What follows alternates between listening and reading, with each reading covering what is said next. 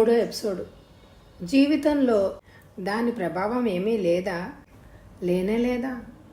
పెళ్ళికి కట్నమే అంత ముఖ్యమైనది అయితే మొదట అదే తేల్చుకోవచ్చు కదా. ఈ పెళ్లి చూపులు అవి దేనికి? కట్నాన్ని నచ్చాకనే అమ్మాయిని చూడొచ్చు కదా.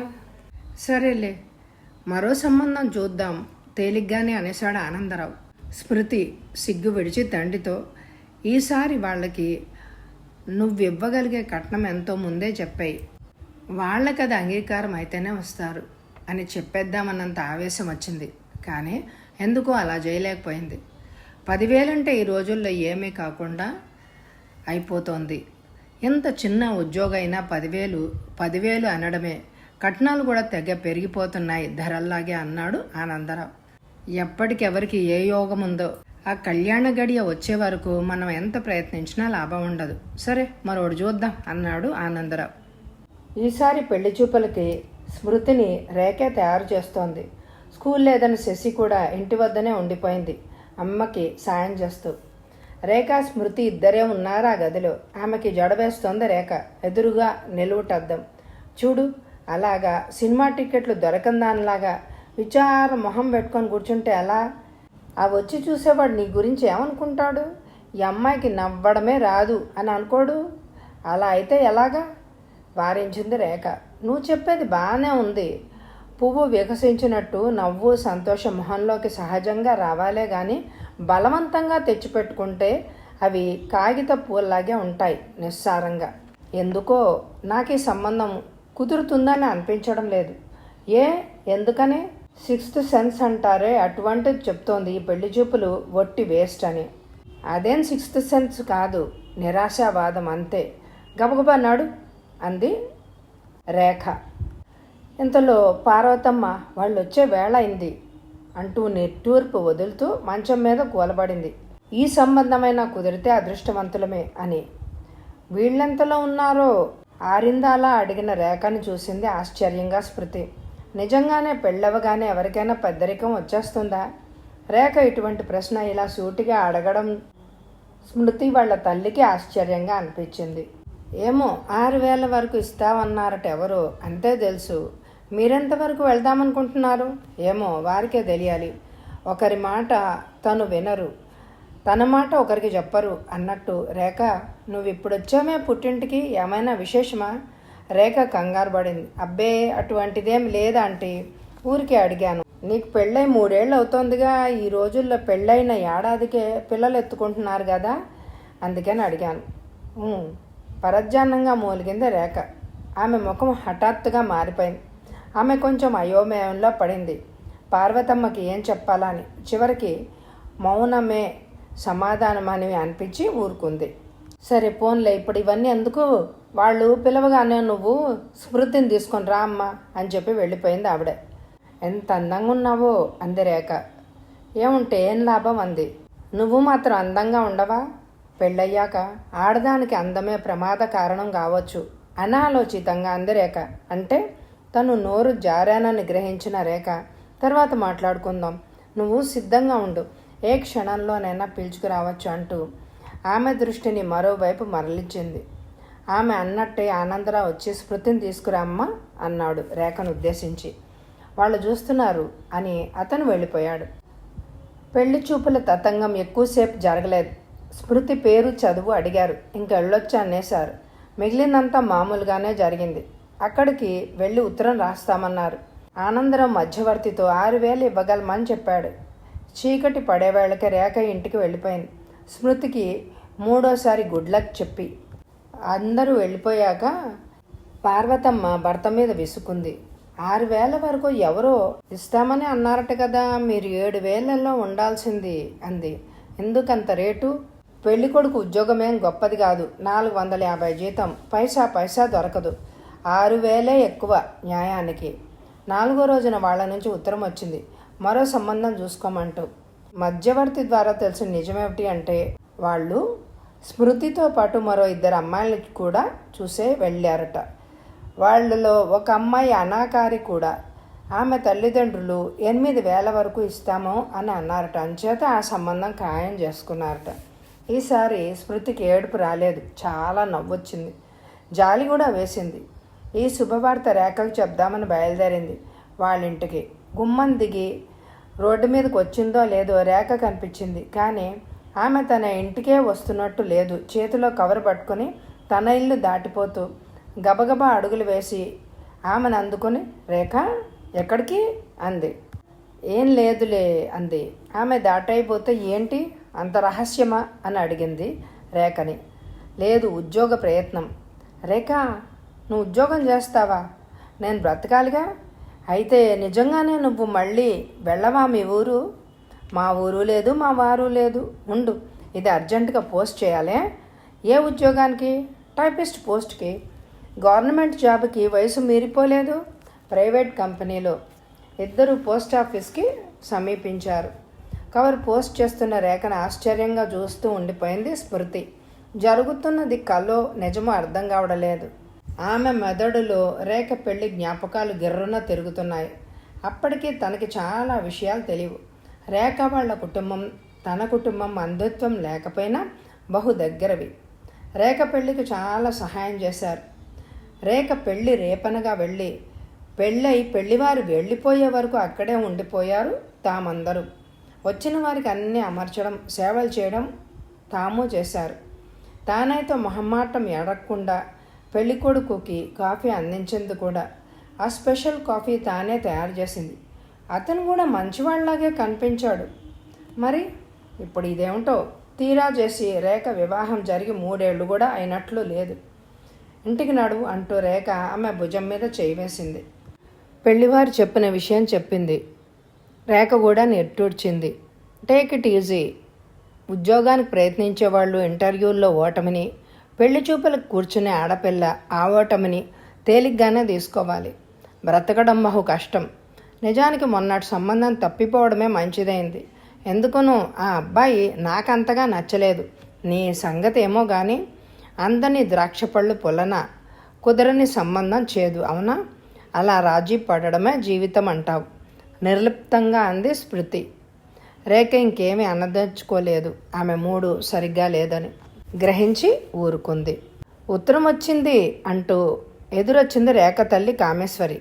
ఎక్కడి నుంచి? చూసుకో. విసురుగానే లోపలికి వెళ్ళబోతూ స్మృతిని చూసి, ఏమ్మా బాగున్నావా? ఈ మధ్య కనిపించడం మానేశామే. మీ అమ్మగారి ఆరోగ్యం ఎలా ఉంది? బాగానే ఉందండి. నీకు సంబంధాలు చూస్తున్నామన్నారు మీ అమ్మగారు, ఏదైనా కుదిరేట్లుందా? ఆ మాట స్మృతిని అడిగితే చెప్తుందండి. అయినా వాన రాకడా సంబంధం కుదరడం ఎవరు చెప్పగలరు?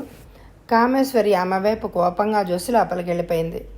రేఖ, మీ అమ్మగారు ఎందుకో చాలా కోపంగా ఉన్నట్టున్నారు అడిగింది స్మృతి. అవును, అందుకు కారణం ఈ ఉత్తరం. ఉత్తరమా? ఎక్కడి నుంచి వచ్చింది? ఆయన దగ్గర నుంచే అమ్మ చదివింది, అందుకే అలా కోపంగా ఉంది. రేఖ మాట నిజమే. ఆమె 10 రోజుల క్రిందట వచ్చింది పెట్టబట్టుకుని. ఆ పెట్టె చూడగానే కామేశ్వరికి ఎందుకో అనుమానం వచ్చింది. పెళ్లికి పెట్టిన ఆ పెద్ద ట్రంకు పెట్టెతో వచ్చింది అంటే దాని అర్థం ఏంటి? రేఖ ఇక్కడ ఎక్కువ కాలమే ఉండేలా వచ్చిందనే కదా. ఇప్పుడు హఠాత్తుగా ఇక్కడ పుట్టింట్లో ఎక్కువ కాలం ఉండేందుకు అవసరం ఏమొచ్చింది? అల్లుడు ఏదైనా ఊరెళ్ళాడా? లౌక్యంగా అడిగింది కామేశ్వరి. రేఖను చూస్తే ఆమెకి ఒక వంక ఆనందంగా ఉంది, మరో వంక భయంగా ఉంది. ఏం లేదమ్మా, అంతా బాగున్నారా? నిక్షేపంలా ఉన్నారు. చెప్పా పెట్టకుండా వచ్చామే. ఒక ఉత్తరం రాస్తే బాగుండేదిగా. ఇక్కడికి రావడానికి ముందు చెప్పుకోవాలా? ఆ మాత్రం అధికారం, స్వతంత్రం నాకు లేవా? లేదంటే చెప్పు, ఎట్నుంచి ఇటే వెళ్ళిపోతా. ఏమిటే నీ మాటలు? నోటికి ఎలా వస్తే అలా అనేకు. మంచి చెడు ముందు వెనక ఆలోచించు. లేకపోతే ఏమిటమ్మా ఈ ప్రశ్నలు? నన్ను చూసి వచ్చానని సంతోషించక ఇంట్లోకి అడుగు పెట్టానో లేదో ఆ ప్రశ్నలు ఏమిటి? వాళ్ళ యోగక్షేమాలకి ఏం కానీ నా బాగోగులు నీకు బొత్తిగా అవసరం లేదన్నమాట, అంతేనా? ప్రయాణం చిరాకులో ఉన్నట్టున్నావు, తర్వాత మాట్లాడుకుందాంలే. ముందు స్నానం చేసి కాఫీ తాగుతావా? కాఫీ తాగి స్నానం చేస్తావా? ఆమెకి కూతురు అంటే కొంచెం భయం ఉంది. రేఖ బిఏ చదివింది. ఆమె సూటిగా మాట్లాడుతుంది. మొహమాటం పాలు తక్కువ.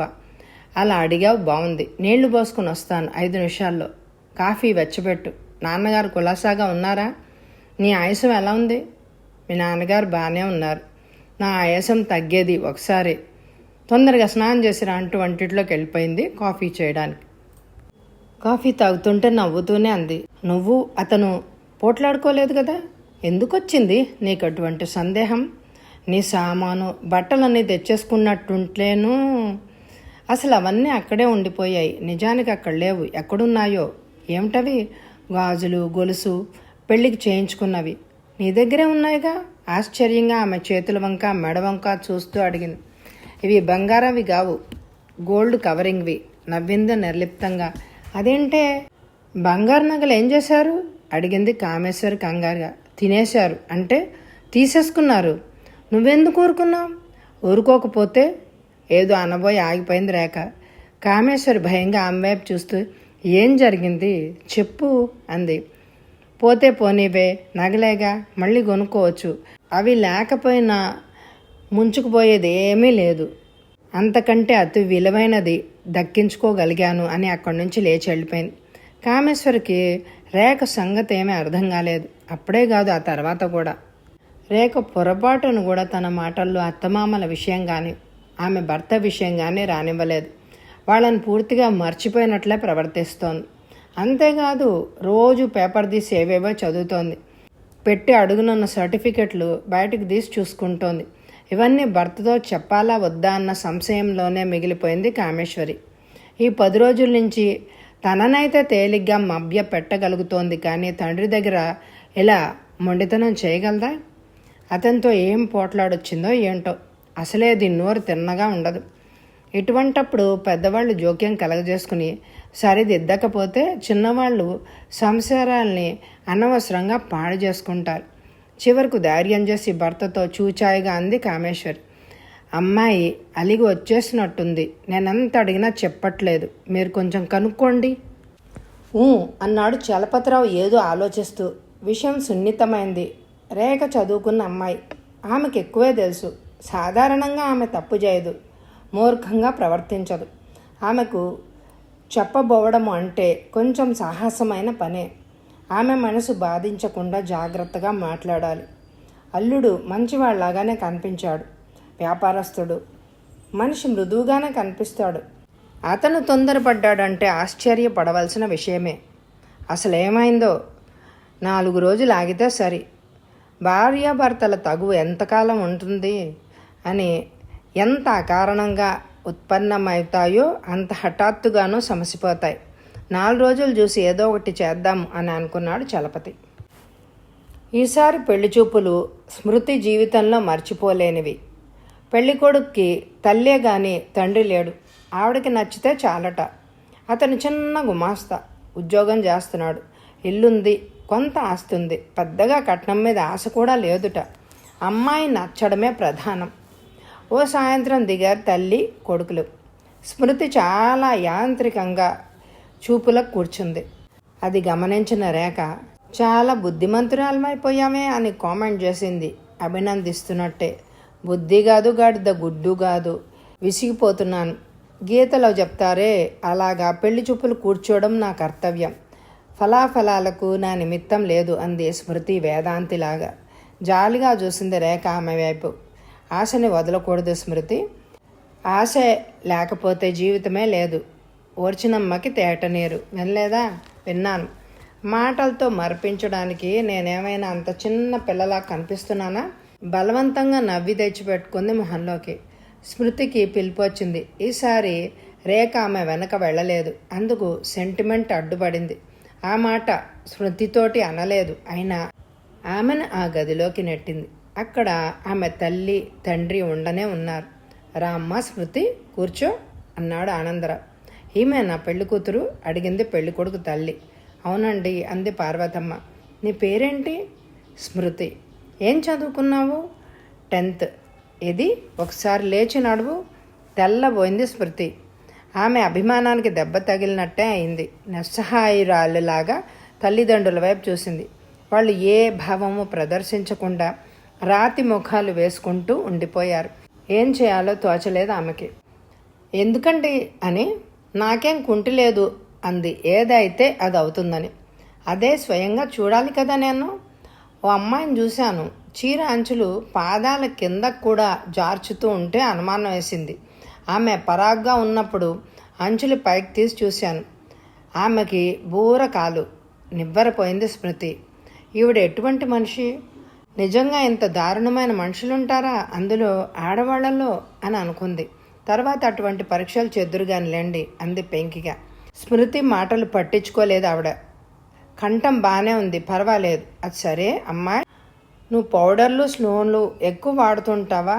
ఈ ప్రశ్న ఎందుకు వేసింది స్మృతికి ఎంత ఆలోచించినా అర్థం కాలేదు. జవాబు కూడా ఏం చెప్పాలో తోచలేదు.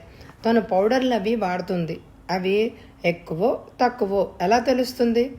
ఎక్కువ అని ఒకరికి అనిపించవచ్చు, మరొకరికి తక్కువ అనిపించవచ్చు. ఎందుకండి? ఎందుకు అడిగానంటే నువ్వు అందంగా కనిపిస్తున్నావు, సరే అది నిజమైన అందమా కాదా అని, నీ రంగు సహజమైనదేనా కాదా అని. రోజులు ఎలా ఉన్నాయి? రకరకాల పౌడర్లు అవి వచ్చిపడి కోతి రంగు వాళ్ళని కూడా రంబలాగా కనిపించేలాగా చేస్తున్నాయి. ఈ పూత చెరిగిపోతే అసలు రూపం బయటపడుతుంది. సంసారులం 24 గంటలు పౌడర్లు స్నోలు మెత్తుకొని కూర్చోలేంగా. ఏమీ రాసుకోకపోయినా చక్కగా చక్కగా ఉండాలి, అదే అందం అంటూ ఉపన్యాసాలు ఇచ్చినంత పని చేసింది ఆవిడ. స్మృతి అవాక్కైపోయింది. ఎంత అన్యాయమైన ఆడదీవిడ! ఇటువంటి వాళ్ళు దగ్గర బ్రతకవలసి రావడం అంతకంటే చిత్రహింస ఇంకేమీ ఉండదు అని అనుకుంది స్మృతి. ఆవిడ మళ్ళీ పాట పాడమంది. ఆర్కెస్ట్రా మైకు లేకపోతే నేను పాడినంది అంది. అక్కర్లేదమ్మా, జోలపాటలు మంగళహారతి పాడితే చాలు, అవస్తే చాలు అంది ఆవిడ మెల్లగా. అలాగేనండి అంటూ స్మృతి వెటకారంగా, పెళ్లికొడుకు తదేకంగా స్మృతినే చూస్తున్నాడు. స్మృతి తల్లిదండ్రులు ఏం చేయాలో తోచినట్లు బెల్లం కొట్టిన వాళ్ళలా ఉన్నారు. వాళ్ళేదో 2 మాటలు మాట్లాడి ఇంకా వెళ్ళిపోయారు. వాళ్ళు వెళ్ళిపోయిన తర్వాత స్మృతి ఏడవడం మొదలుపెట్టింది. నేను కుంటిదాన్ని కాను అని నిరూపించడానికి ఆవిడ ముందు నడవాళ్ళట. నాకు బోరకా లేదని ఆవిడకి నా కాళ్ళు చూపించాలట. నాది మేకప్ అందం కాదని రుజువు చేసుకోవాలట. డాక్టర్ దగ్గర తీసుకెళ్ళి మెడికల్ చెకప్ చేయిస్తానని కూడా అంటుందేమో రాక్షసి. ఆడపిల్లలంటే అంతలోకుగా కనిపిస్తున్నారా? సంస్కార రహితం అంటే. పోన్లే శృతి, వాళ్ళకి సంస్కారం లేదు, అలాగే ప్రవర్తిస్తారు, నువ్వు బాధపడకు అంది రేఖ. అసలు నన్ను అంతగా అవమానిస్తుంటే నీకేం అనిపించలేదా అమ్మ? అలా మౌనంగా ఉండిపోయావు. అందులో అవమానం ఏముందే? కాకపోతే ఆవిడకి కాస్త చాదస్తం ఎక్కువ.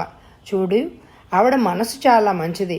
నువ్వలా పెడసారంగా జవాబు చెప్పినా ఆవిడకి నువ్వు నచ్చినట్టే ఉన్నావు.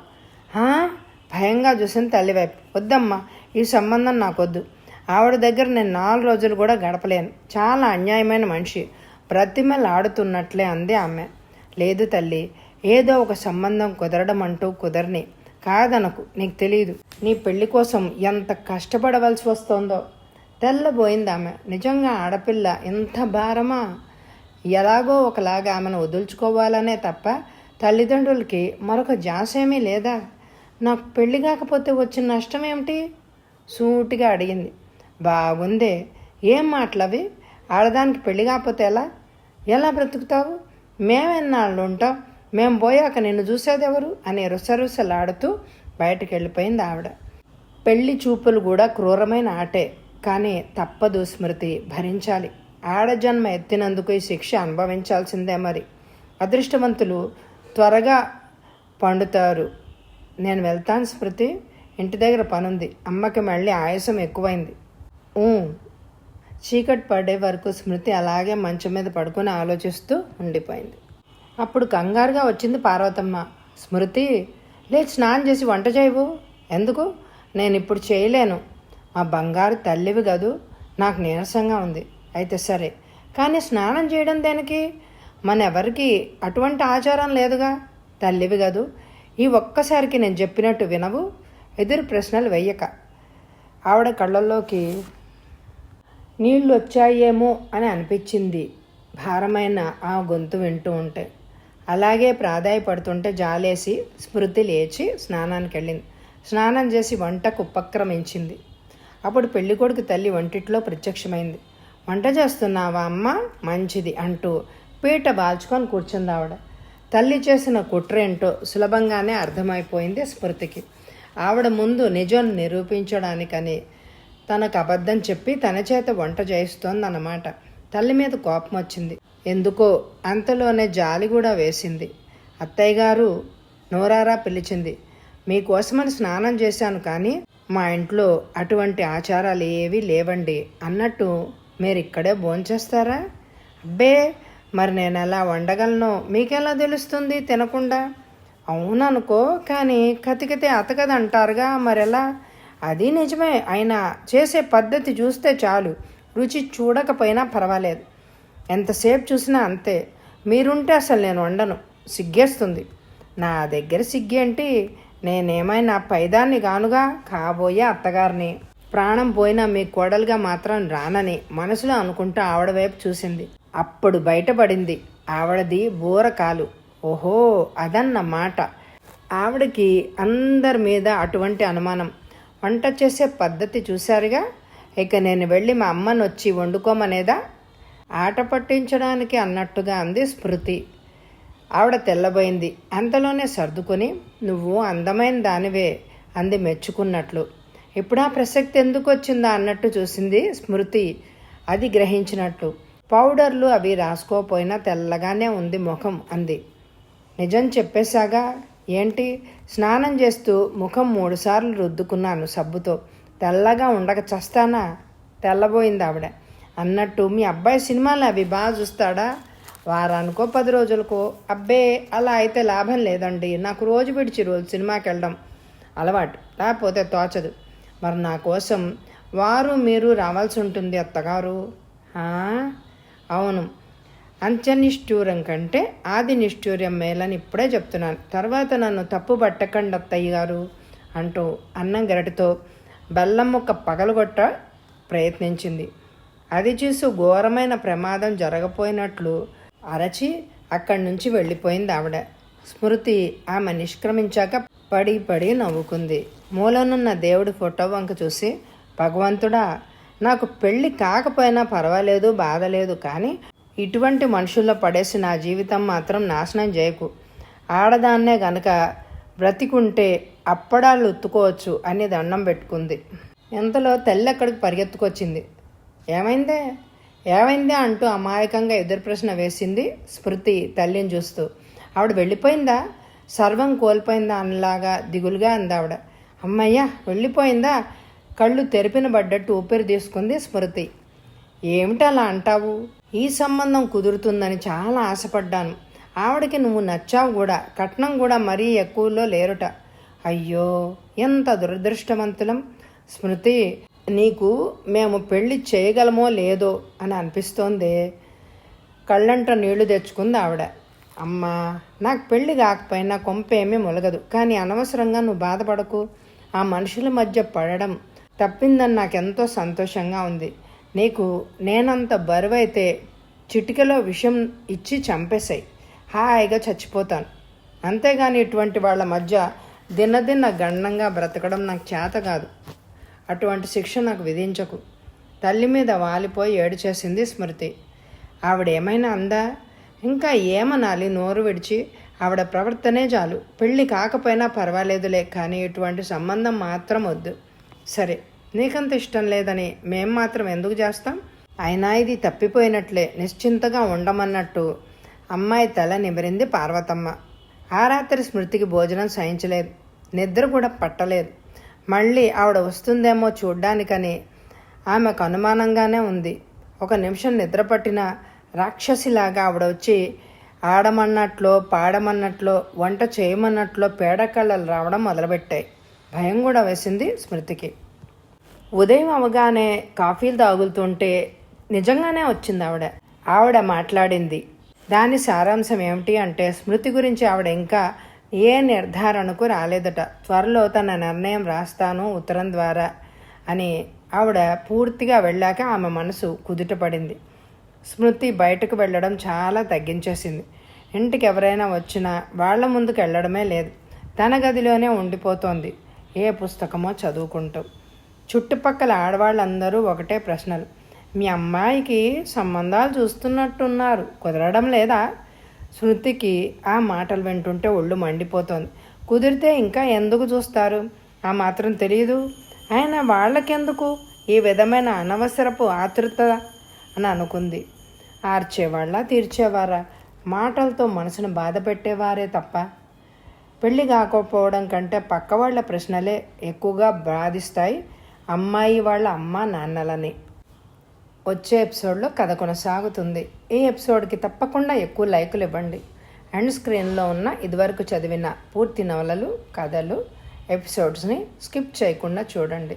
ఎవరైనా సబ్స్క్రైబ్ చేయకపోతే తప్పకుండా సబ్స్క్రైబ్ చేయండి. Thank you very much my dear friends.